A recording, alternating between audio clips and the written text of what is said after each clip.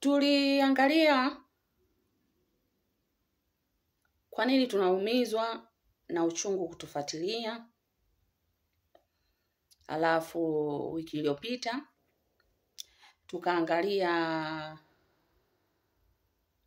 maandiko ambayo yanaongelea uchungu kwenye Biblia. Sasa leo nataka tuangalie matukio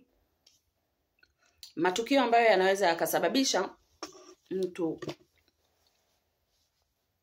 kuwa na uchungu. Matukio haya inaweza kuwa mtu akayapitia akiwa na umri mdogo, miaka 12 kushuka chini,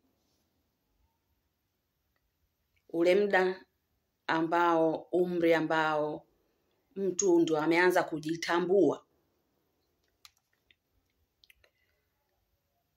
Na hii mara nyingi inakuwa anapata matokeo ya uchungu kwa sababu ya mambo ambayo yamefanyiwa na watu walezi ama wazazi wanaomzunguka ama ndugu. Lakini pia katika umri wa makuzi wa ujana wa chini ya miaka 18, lakini pia baada ya miaka 18 ambapo inachukuliwa kwamba mwanadamu huyu ana uwezo wa kufanya maamuzi yake.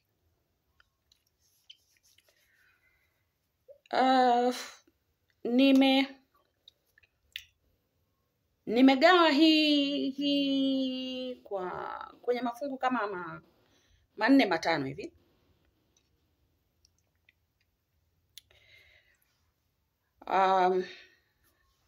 Nikaweka kwamba matukio ama scenario ya kwanza ambayo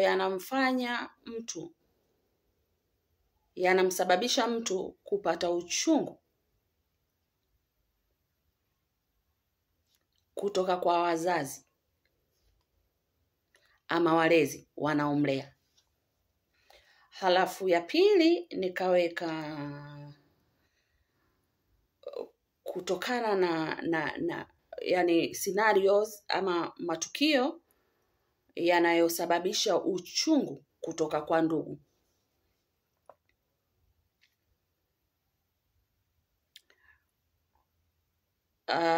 Ya tatu, matukio ama scenarios zinazosababisha uchungu kutoka kwa marafiki. Halafu ya 4, matukio ama scenarios zinazosababishia mtu uchungu kutoka kwa mpenzi. Mpenzi huyu anaweza akaitwa boyfriend, girlfriend.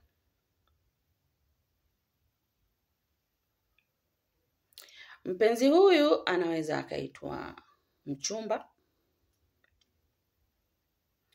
Mpenzi huyu anaweza akaitwa mchepuko, buzi,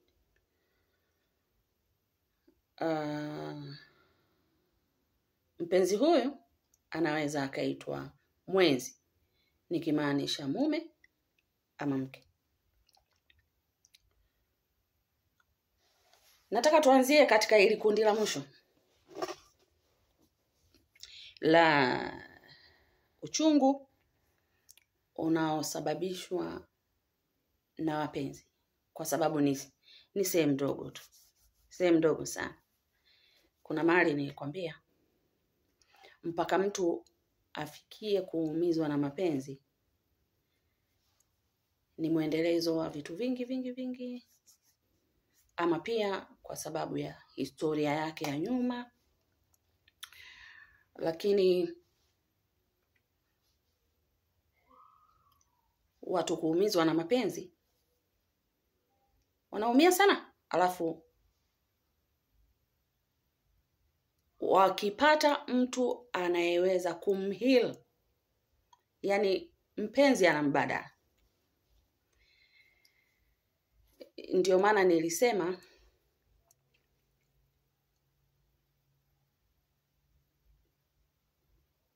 mapenzi hayaumizi zaidi, urafiki hauumizi zaidi, ndugu, wazazi ndio wanaoacha makovu yanayoharibu maisha ya watu. Nimekwambia kwamba mpenzi unaweza ukapata mwingine. Ndio, ulimpenda sana, lakini akitokea akakupa matukio, akakupiga matukio, moyo una kawaida ya kuachilia. Na moyo ukishaachilia, ukisema inatosha, ni inatosha, moyo ule unakuwa uko tayari kupokea mtu mwingine ambayo kama ni bahati yako mtu huyu akawa msaada wa kuutibu moyo wako,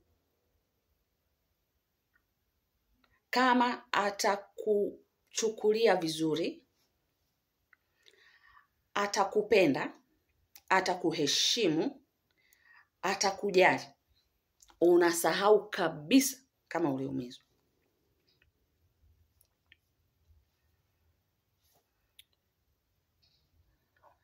Tukio la kwanza ambalo mtu anaweza akaumizwa likamsababishia uchungu kwenye maisha yake kwa sababu ya mpenzi, ni mpenzi mtesaji.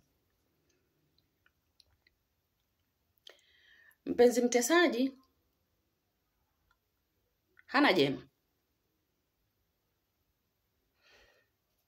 Anaweza akakutesa kimwili kwa matukio violent. Kiswahili. Kwa matukio ya nguvu, ya kuumiza. Kwa mfano, kukupiga, kukutukana, mpenzi mtesaji. Na haswa pale ambapo anafanya hivyo akiwa na intention kabisa ya kukutesa. Unajua kuna watu wako hivyo. Anaweza akakupiga kwa kosa ambalo hata ukimwambia mtu kwamba kanipiga kwa sababu hii, anajiuliza huyu mtu yuko vizuri kichwani. Mpenzi mtesaji. Mpenzi mtesaji huyu anaweza akawa na wewe mpenzi wake, labda boyfriend wake, mke wake, mchumba wake, halafu akawa na mpenzi mwingine. Lakini mpenzi mwingine anapata maisha mazuri kutoka kwa huyo mtu. Hapigwi, hateswi, ananyenyekewa, chochote anachokitaka anapewa. Turudi kwako. Mpenzi mtesaji. Kwako anavyokutreat ni tofauti na anavyomtreat yule mwingine. Mpenzi mtesaji. Mpenzi mtesaji anaweza akakutesa wewe na watoto. Mpenzi mtesaji anaweza akakunyima mpaka chakula, ama akakusimangia chakula. Hayo ni mateso.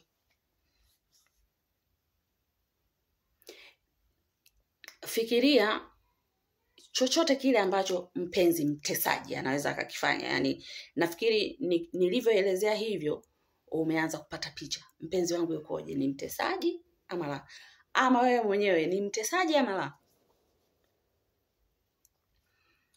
Kama wewe ni mtesaji, mpenzi mtesaji,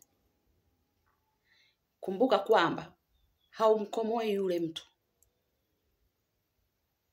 unamjengea uwezo wa kumfanya kusimama bila wewe baadaye. Mpenzi mtesaji.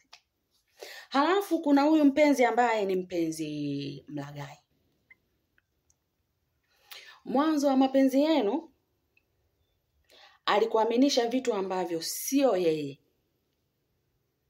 Mpenzi mlaghai. Na watu wa aina hii anakuaminisha hivyo ili akupate.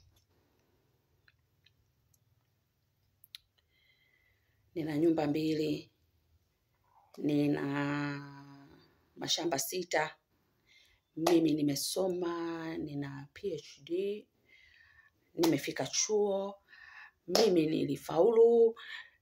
Mlaghai. Unajua kuna tofauti ya muongo na mlaghai. Muongo mara nyingi hafanyi akupate. Hafanyi kitu kwa nia ya kukupata. Muongo anafanya kwa nia ya kujilinda. Ila mlaghai anafanya kwa ajili ya kukuchota. Mpenzi mlaghai ambaye alianzisha mahusiano kwa njia ya ulaghai na ukamwamini. Mpenzi mlaghai. Nakupenda wewe tu. Nakupenda wewe tu. Yani mimi sitoweza kuja kuwa na mtu mwingine. Mpenzi mlaghai.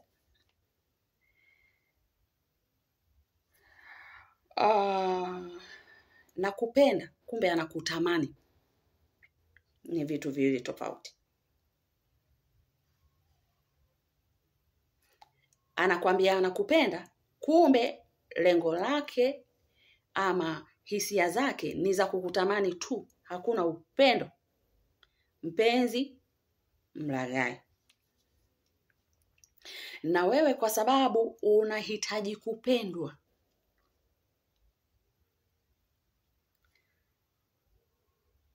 unamwamini kwamba anakupenda. Na kwenye ulaghai mara nyingi huwa atajitahidi kwa kila njia kuficha makucha yake. Mpenzi mlaghai. Mpenzi anayekupenda hawezi kuficha uhalisia wake. Hata miezi 3, 6 atadhihirika tu. Yani anakuwa huru kwako. Lakini mpenzi mlaghai ambaye anajua hasi zake zitakukimbiza. My dear, ukishaingia kwenye ndoa ndo unaanza kuziona. Mpenzi mlaghai. Nakupenda wewe tu. Sina mwingine. Unajua kuna watu anaweza akakwambia mimi nataka tu tuwe marafiki. Yani hakuonyeshi kwamba ana mpango wote wa future na wewe. Huyo sio mpenzi mlaghai. Yani huyo ameshakwambia, kwa hiyo wewe ukiingia ni wewe umetaka. Lakini kuna yule ambaye mpenzi mlaghai anayetumia kigezo cha ndoa.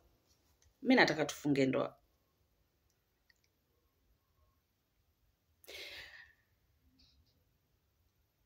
Ama mpenzi mlaghai anaficha kwamba ana mtoto. Anasubiria mmeshaoana ndo anakuambia nina mtoto. Niliwahi kuzaa. Mtoto nilimwacha kwa mama. Mtoto yuko kwa mama yake. Mtoto yuko kwa baba yake. Mpenzi mlaghai. Mpenzi mlaghai anaweza pia akakwambia nitafanya kitu fulani. Nikubalie, yani mimi niko tayari nitakusomesha. ukinikubalia nitakuoa, ukinikubalia nitakufanyia hivi, nitakujengea nyumba, nitafanya. Mlaghai. Ingia. Anakaa pembeni. Sasa asipozitimiza zile ahadi alizokuahidi,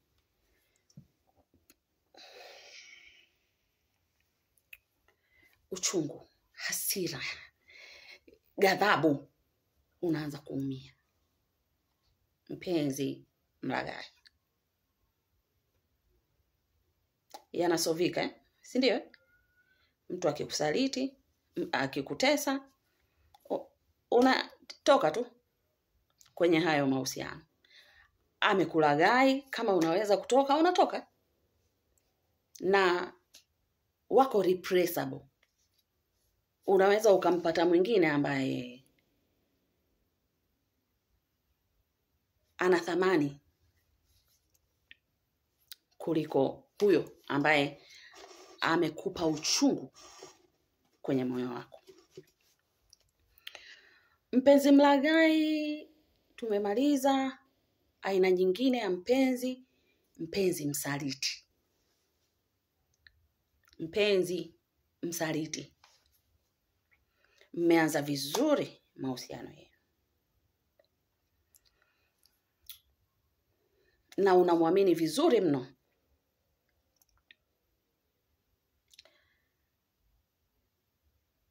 Ghafla amekusaliti. Anakuwa na mtu mwingine na bado yuko na wewe.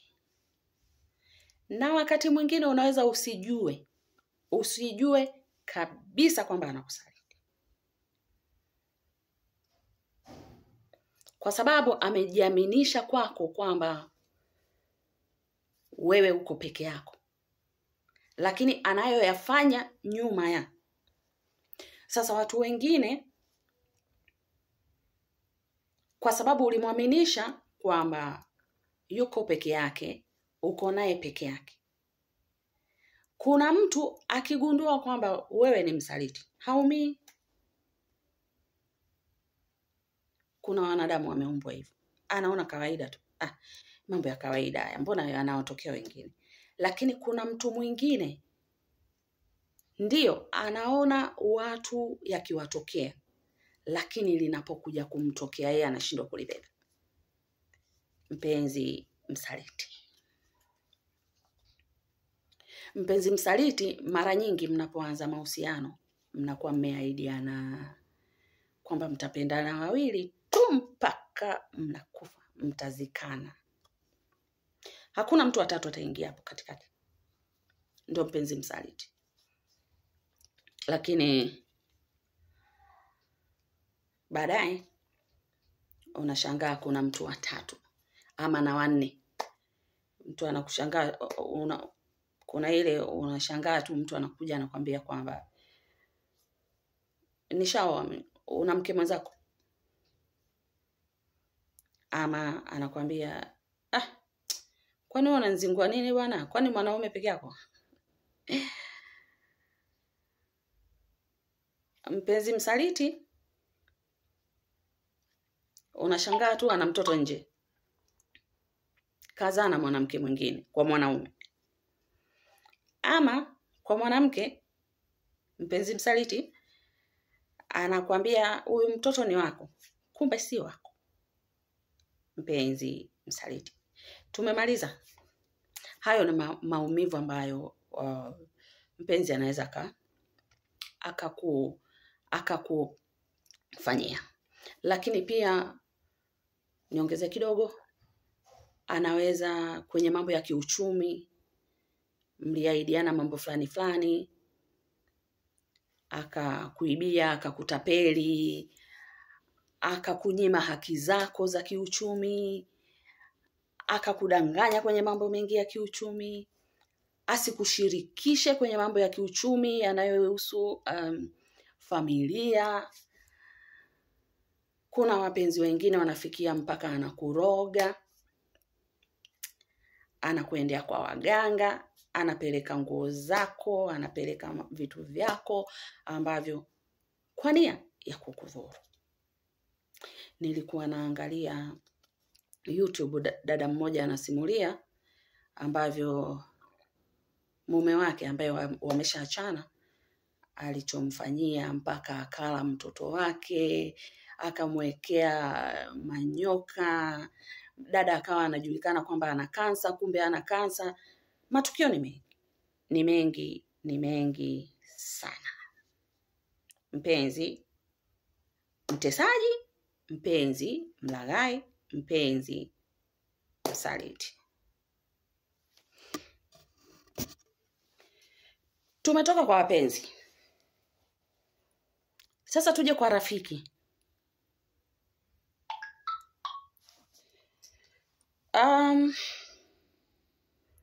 Matukio ambayo rafiki anaweza akakusababisha uchungu.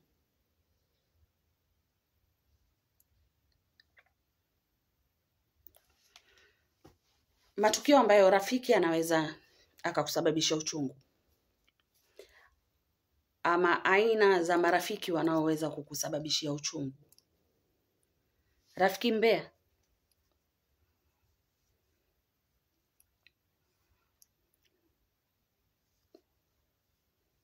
Rafiki mbea.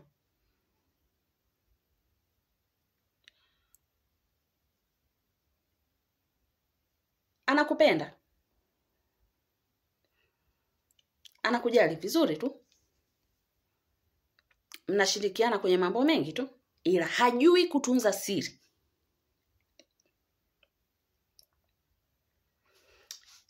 Limetokea jambo lako, rafiki huyo anapokaa na watu wengine, fulani ni 1, 2, 3, ama linaongelewa jambo naye anachangia, hawezi kukusitiri. Rafiki mbea.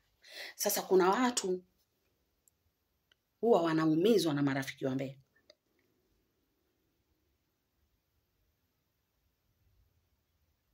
Kuna watu huwa wanaumizwa na marafiki wa mbea. Sasa kwa nini kanifanyia vile? Yaani kilichomfanya akaenda kusema ni nini? Mimi nilimwamini, nikamshirikisha mambo yangu.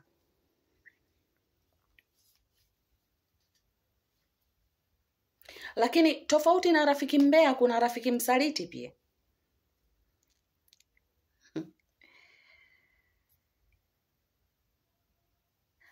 Amejiaminisha kwako kwamba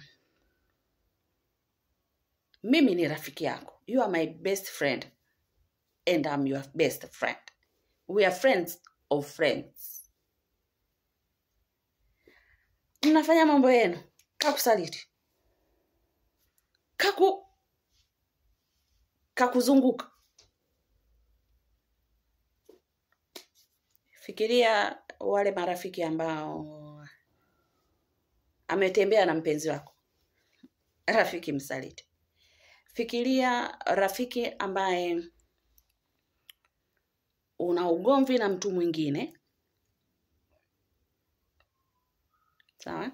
Una ugomvi na mtu mwingine, halafu yeye anaungana na yule mtu.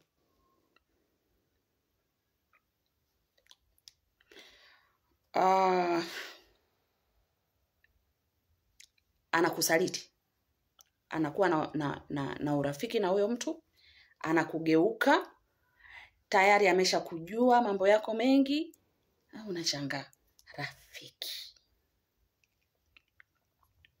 Aina ya pili ya scenario ambayo rafiki anaweza akakufanyia ikakuumiza moyo wako, kwa sababu ulimwamini, uliweka tumaini hapo. Lakini kuna rafiki ambaye anakusema vibaya. Achana na rafiki mbea ambaye labda alichangia kwa sababu mdomo wake hawezi kuufunga, lakini anakupenda. Huyu, kuna rafiki ambaye uko naye, unamwamini, unajua mko njia moja, kumbe ndani ya moyo wake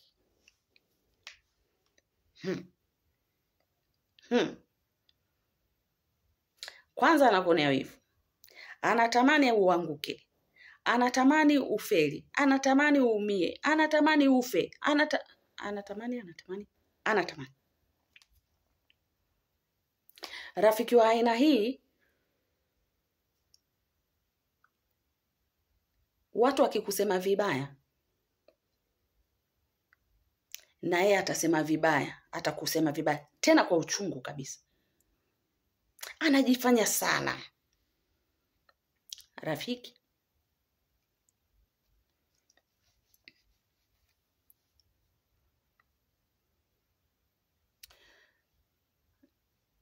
jaribu kutafakari. Jaribu kutafakari Ayubu.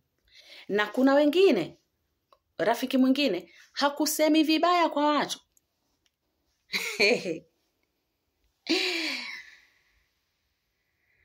Usoni kwako. Na hakusemi kwa nia ya kukusaidia. Anakusema kwa jinsi ya fimbo ya kukuchapia. Ushapata rafiki wa aina hiyo? Yaani anajua udhaifu wako, sawa? Halafu labda siku umekosea mahali fulani hivi, ameyakusanya. Sawa? Kayakusanya madhaifu yako yote. Siku umekosea tu sehemu fulani, tena kwa nia nzuri kabisa. Wewe mbona hivi na hivi na hivi? Wewe mbona uko hivi na hivi? Wewe mbona unafanya hivi? Wewe kwanza wewe ni hivi.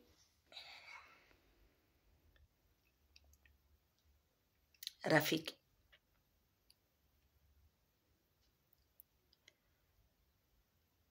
mfikirie Ayubu. Mfikirie Ayubu.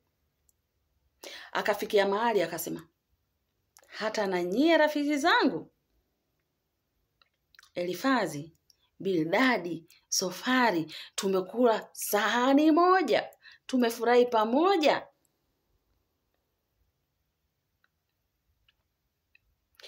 Tumepatana mnifariji. Leo kumbe mna yenu moyoni. Rafiki zangu, mfikirie tu Ayubu. Sio Elifazi tu, Bildadi na Sofari kwenye Biblia. Petro. Rafiki msaliti. Petro. Kina Elifazi, Bildadi, Sofari walimsema vibaya Ayubu. Ni aina ya wale marafiki ambao walikuwa wanakusanya madhaifu yake. Afu kapata shida wakamsema. Na mara nyingi rafiki wa aina hii kasha kusema sana huko nje. Mpaka anakuja kukusema mbele ya macho yako, kasha kusema sana nje. Lakini mfano wa rafiki msaliti, Petro. Yesu anasema, naenda kufa, nitasulubiwa, nitakufa, siku ya 3 nitafufuka, afu nitapaa mbinguni. Petro anasema, Bwana, mimi nitakulinda. Si unajua mimi ndo mshika silaha? Nitakulinda, hata usiwe na wasiwasi.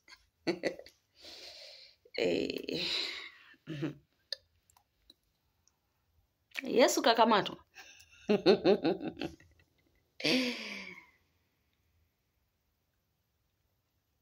Na kabla Yesu hajakamatwa, alimwambia Petro, acha kujiaminisha bwana. Wewe huwezi kunilinda. Mimi niko tayari kufa kwa ajili yako. Akamwambia, Petro, acha ujinga. I know you. Huwezi. Utaonekana marahisi.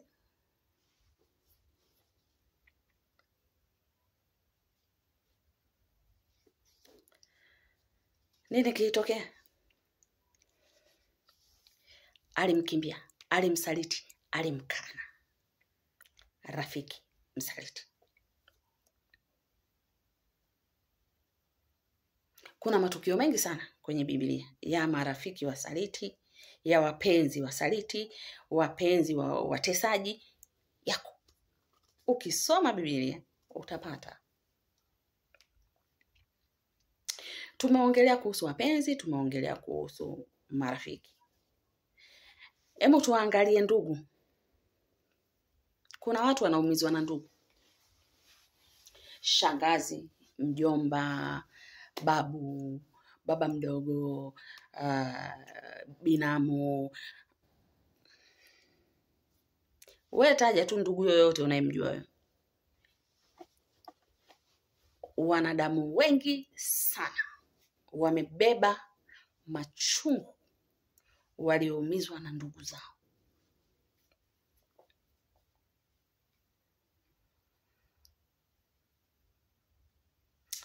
Nilikuwa naongea na dada mmoja. Alilelewa, na hizi kesi ni nyingi. Alipofika da, akaenda kwa babake mdogo. Si unajua sisi bado tuna ujamaa fulani hivi. Kwa hiyo ukitoka kijijini ukaenda mjini, kwanza unafikia kwa ndugu wakati unajipanga. Sasa wakati anaishi pale, akapitia magumu sana sana sana. Yaani mtu anakuambia nimesamehe, lakini unaona kabisa kwamba bado inamtafuna, bado inamla. Ndugu. Matukio ni mengi, scenarios ni nyingi sana.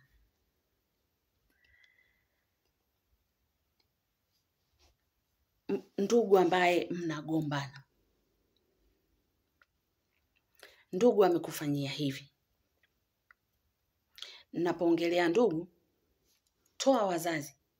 Yaani yao baba mkubwa, baba wadogo, weka na kaka na dada, yaani wale ndugu zako ambao mmezaliwa tumbo moja. Wanaumiza vibaya.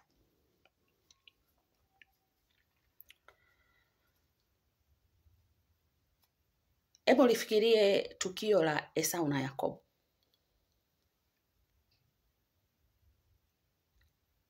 Esau na Yakobo.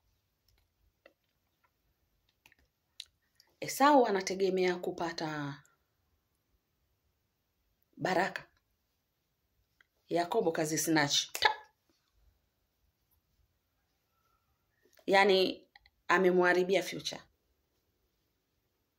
Lifikirie.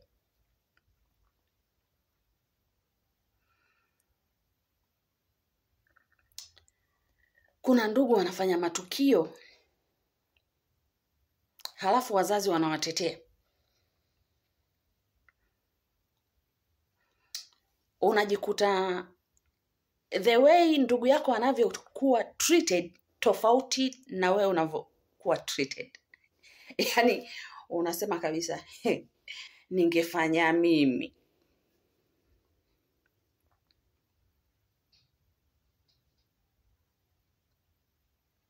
Maamuzi yasingekuwa hivi.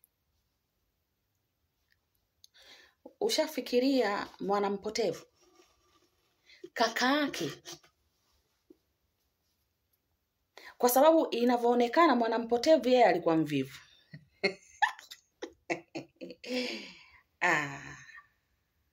Kaka mtu ndio alikuwa hustler. Sasa fikiria hili kwamba angeondoka nyumbani kaka mtu. Alafu ukumbuke kwamba mwanampotevu alikuwa mdogo sawa alikuwa mdogo. Last born. Kwa hiyo ile kwamba huyu kachezea mali za wazazi, mimi na struggle kwa ajili ya familia, kaka mtu akaingia uchungu. Baba alitumia hekima kumuondolea uchungu yule mtoto. Lakini kuna wazazi ambao hawana hekima hiyo. Sasa hapo unaumizwa na watu wawili. Ndugu na mzazi.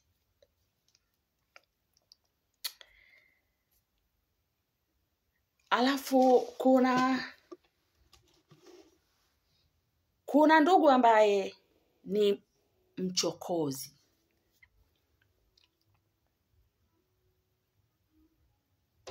Ndugu mchokozi. Yaani amekaa kichokozi tu. Mradi akufanye tu ukasirike. Ana nia ovu kabisa kutoka ndani ya moyo wake. Yaani sio ile akiutani utani. Kuna ndugu wako hivyo.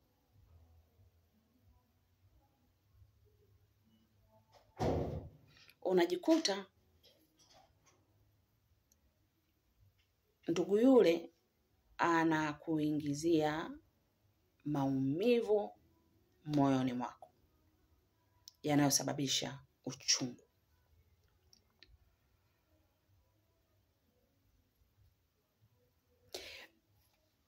Huyu ndugu mchokozi anaweza akawa pia ndugu mlaghai.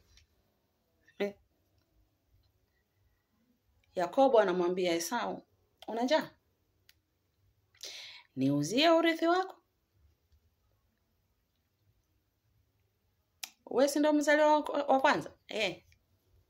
Sasa tutakuwa mimi mzaliwa wa kwanza, wewe mzaliwa wa pili. Kwa sababu alikuwa na njaa, akamruhusu.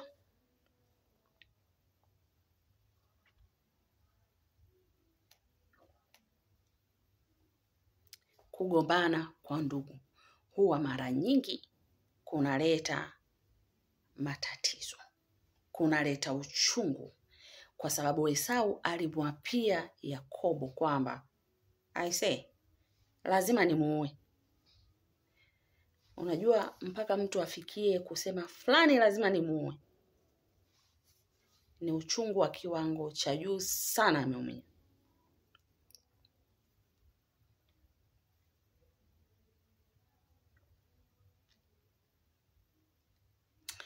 Lakini kuna ndugu ambao wanakusababishia matatizo, wanakusababishia uchungu bila wao kujua. Jitihada zao na mafanikio yao wewe unachukia. Ushamfikiria Kaini na Abili? Wafikirie. Abili kafanya alichotakiwa kukifanya, kapewa sifa na Mungu na nini. Kaini akaingiwa uchungu.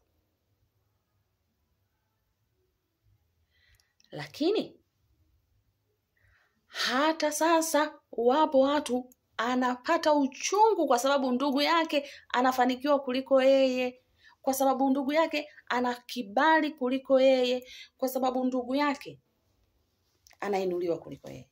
Kwani kwa Yusufu ilikuwaje?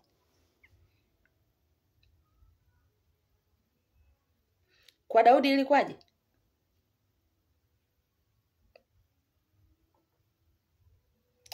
Matukio, scenarios zinazosababishwa na ndugu.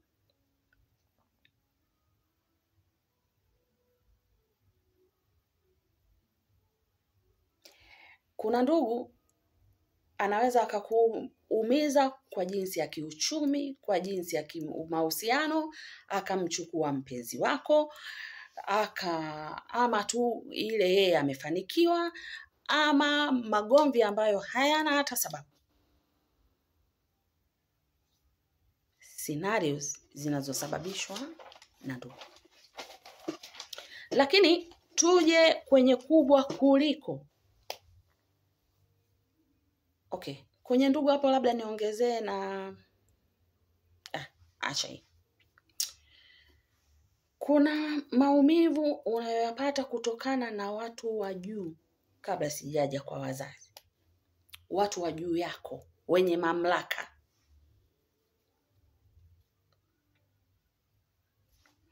Serikali inawatreat vibaya. Labda wewe na familia yako. Kiongozi fulani mwenye cheo mahali anakutreat vibaya, labda wewe na familia yako. tajiri labda anakutreat vibaya wewe na familia yako. Vyuoni huko malecturer wanakutreat vibaya, wanakusababishia uchungu. Amekuonea kwenye masomo yako, vitu kama hivyo. Achana na vyuoni, shuleni, shule za sekondari, shule za msingi, unakuta unafanyiwa jambo na mtu ambaye yuko kwenye mamlaka. Sasa unashindwa kumlipizia, unashindwa kumfanyia chochote kwa sababu umebanwa, mkubwa wako sei. Kuna mtu mwingine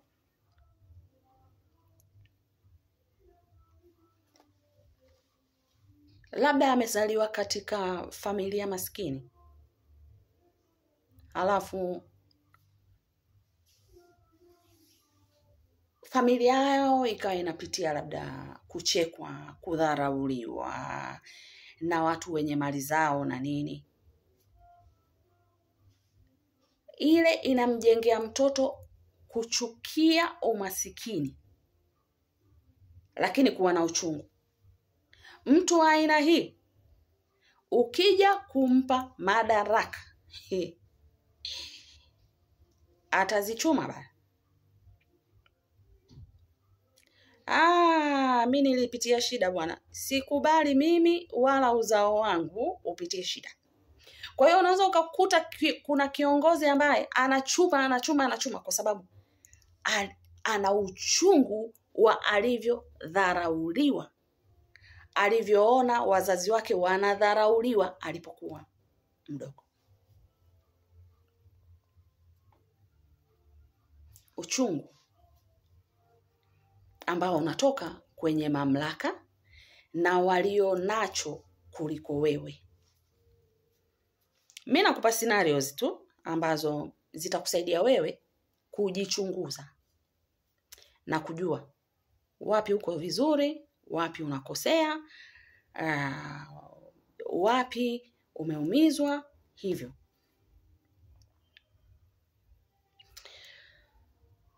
Sasa tuje kwenye kubwa kuliko, matukio yanayosababisha uchungu kutoka kwa wazazi.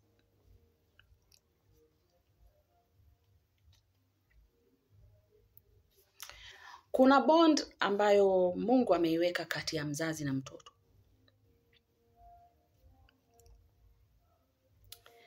Na hii bond ina upendo ndani yake. Lakini kuna kesi nyingi sana ambazo watoto waliumizwa na wazazi.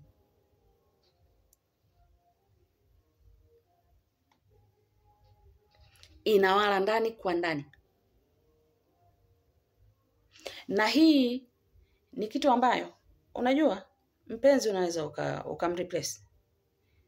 Rafiki unaweza ukamreplace. Ndugu, mnaweza kila mtu akaenda njia yake, kila mtu akaishi maisha yake, mnasalimia hata mzima, maisha yanaendelea. Mzazi, uhusiano wa mtoto na mzazi, hiyo ni mpaka kifo kitutenganishe.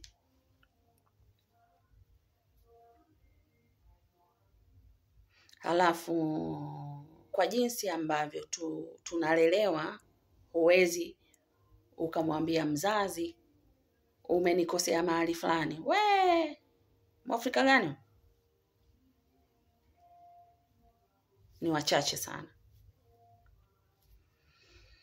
Na mara nyingi mzazi anajikuta amemuumiza mtoto bila kujua.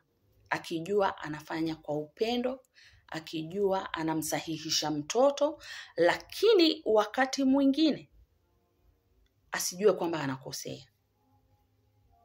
Kwa mfano, ugomvi wa wazazi ama kutengana kwa wazazi, huwa tunawaumiza sana wazazi, watoto. wazazi wanapogombana, especially mbele ya watoto. Kisaikolojia, kuna vitu ambavyo unamjengea mtoto vitamla maisha yake yote. Kupigana mbele ya watoto, kutukanana mbele ya watoto, kujibishana mbele ya watoto, sio kitu njema, sio kitu nzuri.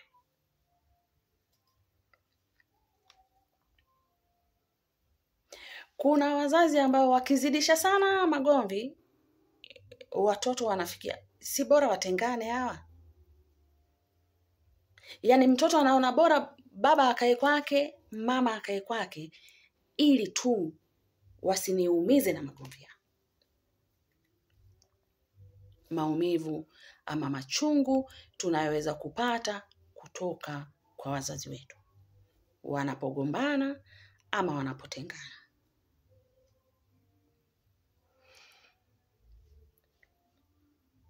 Lakini mtoto mwingine anaweza akapata uchungu kwa sababu tu amezaliwa kwenye umaskini.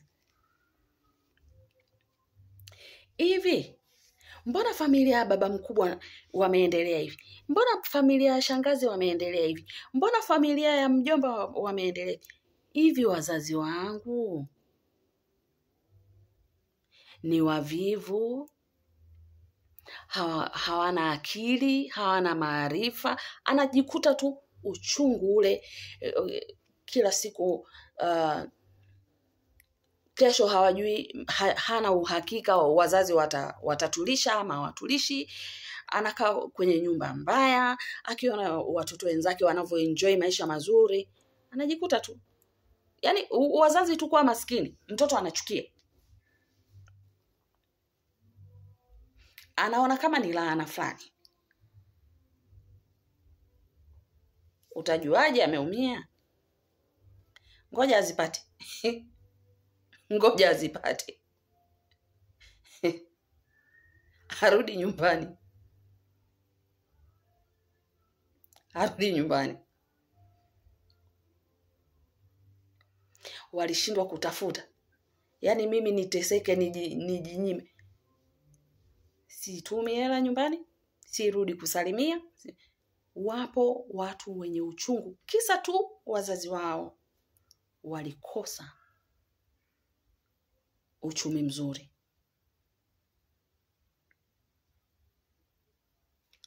Ikawala ndani kwa ndani. Yaani kwa nini sisi tuishi maisha ya aina hii? Kuna mtu mwingine anaingiwa na uchungu kwa sababu familia ilikuwa vizuri kiuchumi, lakini ghafla uchumi ukapigwa, familia ikawa maskini.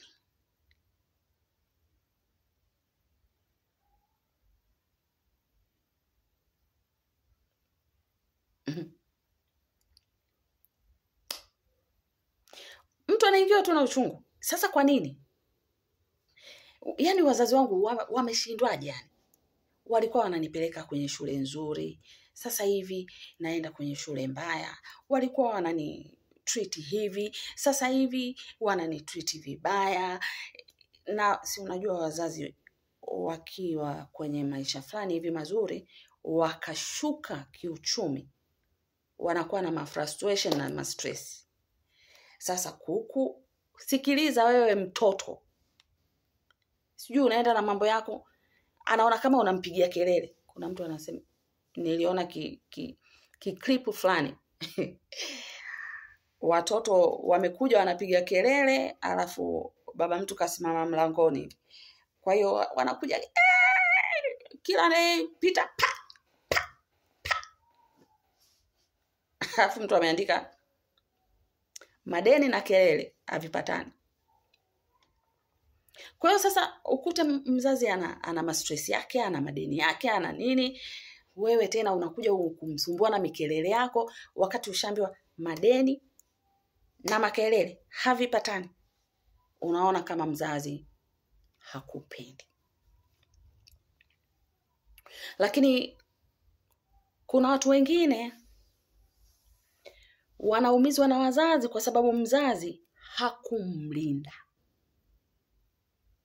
alipokuwa mtoto. Labda alipitia tukio ambalo anaona kabisa hapa mzazi wangu alipaswa kunilinda. Labda hakuwepo. Kwa hiyo mtoto, kwa nini hakuwepo? Ama alikuwepo lakini hakuweza kumlinda.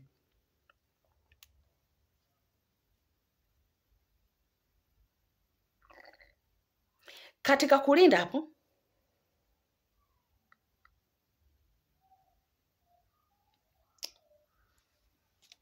kuna kulinda alafu kuna kumtetea. Wazazi hawakuwa upande wake kumtetea. Kuna wazazi ambao hawezi kukulinda. Mtoto umri fulani anatakiwa kulindwa na wazazi. Mwanangu ameenda shule, muda fulani anatakiwa kuwa nyumbani. Mzazi unakuwa na wasiwasi. Sasa hivi mwanangu, kuna ile care ambayo unamlinda mtoto wako. Sasa mtoto anatakiwa kurudi saa 7 mchana, wewe akiingia saa 2 jioni, usiku huna shida. Mtoto anajiuliza, huyu mzazi wangu mbona hukumlinda? Uliona labda amejiingiza kwenye vikundi vibaya, haukumlinda kwa njia zote, kwamba labda ni mchape, labda nitafute hata njia ya kumhamisha hapa, yani mradi tu kwamba awe salama. Ukufanya. Mtoto lazima atakuwa na uchungu. Lakini kuna scenarios nyingine ambazo nimezipata. Mzazi alimdhani mtoto ndivyo sivyo. Nafikiri kwenye klipu za kwanza nilikuelezea kwa mfano yule dada ambaye hakuwa ameanza kushiriki ngono, lakini mama yake akamuita malaya. Kuna yule mdada mwingine ambaye alikuwa na boyfriend, lakini mama yake akamuita malaya, kwamba anatembea na wanaume, lakini kumbe alikuwa na boyfriend mmoja. Kumdhani mtoto ndivyo sivyo inamuumiza. Kuna kesi nyingine. Kuna mtoto ambaye ndugu yake alikuja kutembea kwao. Alipokuja kutembea kwao, kitu kikapotea, kama unakumbuka. Kilipopotea, pesa ilipotea. Wazazi wakati wanaitafuta hiyo pesa, yule ndugu yake ambaye alikuwa binamu yake akasema fulani kachukua. Ulimuona? Ndiyo, nimemuona kachukua, sijui akaenda kuificha wapi. Umeona? Kwa hiyo huyu mtoto wa ndani ya familia akachapwa na wazazi, kwa sababu walimwamini yule, na huyu wakati anajitetea hawakumsikiliza. Lakini baada ya siku kadhaa ile ikaonekana. Sasa katika matukio ya namna hiyo yanaweza yakasababisha mtu kupata uchungu kutoka kwa wazazi wake, kwa sababu inamuondolea confidence, inamuondolea imani kwa wazazi wake, inamfanya kuwa ni mtoto ambaye ni mnyonge. Hata akipata shida hawezi kukwambia mzazi, kwa sababu anajua huyu mzazi wangu hawezi kukaa na mimi.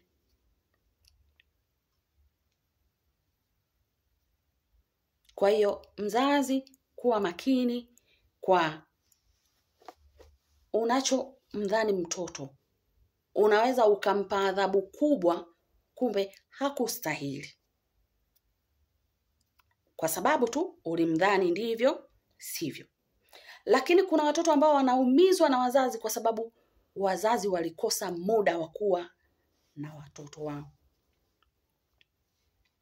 Akiona watoto wenzake muda fulani mzazi anamsaidia homework, mzazi anacheza naye, mzazi anatoka naye out, mzazi yuko bega kwa bega na mtoto. Mtoto huyu kisaikolojia unamuumiza kama hauchukui jukumu la kutafuta walai siku chache za kuwa na mtoto wako. Unamjengea uchungu.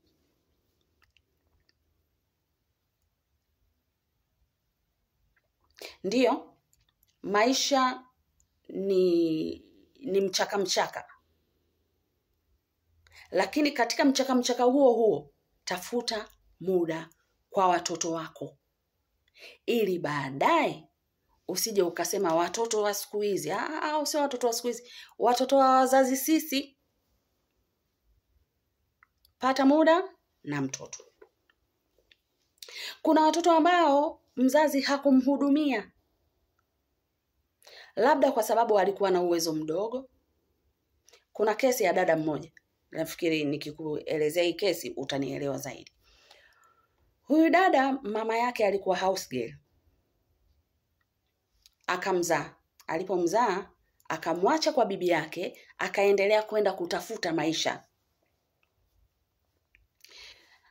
Binti amekuwa ameolewa, amepata maisha yake mazuri, anasaidia bibi yake, lakini mama yake hamsaidiki hivyo.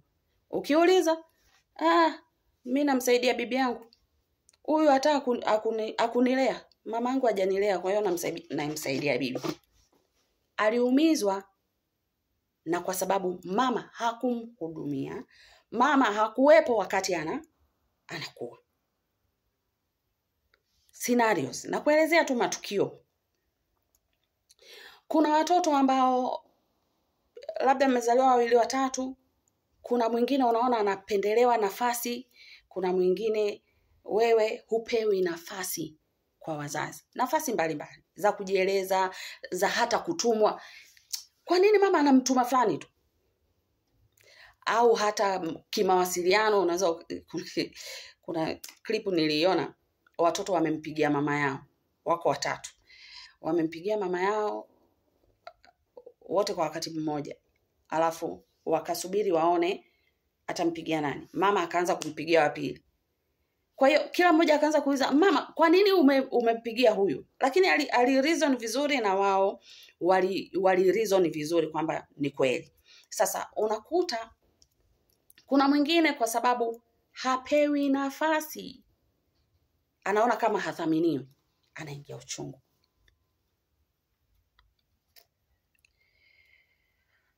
Lakini pia mzazi kufanyiwa ubaya na watu wengine, alafu mtoto akashuhudia, inamla. Anajikuta ana uchungu. Lakini pia inaweza ikawa vice versa. Mtoto asiyesikia, mtoto asiyeshaurika, mtoto kiburi, anaweza akaumiza wazazi wake pia. Mfano mzuri ni Esau. Wazazi walimwambia usioe wake wa hayo makabila mengine. Yeye akaenda akaoa huko tena 2, sio mmoja, 2. Akasababisha wazazi wake kuingia uchungu. Kwa hiyo hizo ni scenarios, ni matukio yanayoweza yakasababisha mtu kupata uchungu. Sasa tunaishia hapa kwa leo. Nikirudi tutaangalia matokeo ya uchungu.